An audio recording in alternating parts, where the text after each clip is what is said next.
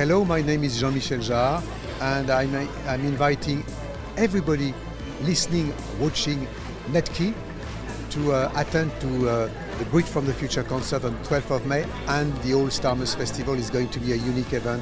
I'm waiting for you.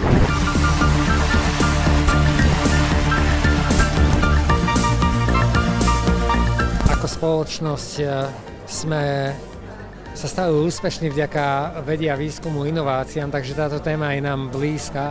Aj preto prostredníctvom nadácie napríklad robíme Asset Science Award. A Asset Science Award je miesto, kde každý rok prichádza laureát Nobelovej ceny a iní významní vedci.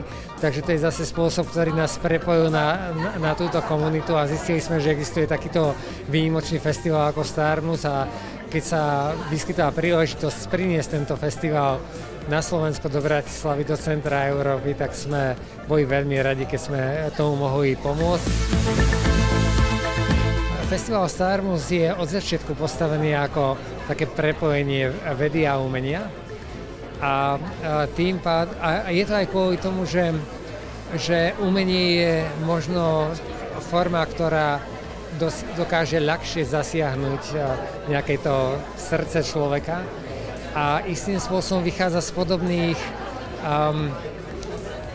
základov ako veda. To znamená nejakého ľudského snaženia, nejakého hľadania inovácií, inšpirácie a tým pádom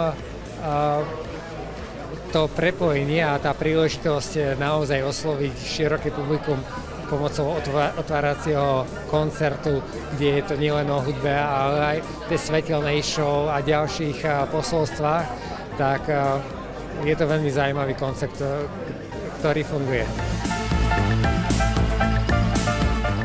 Tešíme sa, že sa festival Starmus bude konať práve v Bratislave v srdci celej Európy.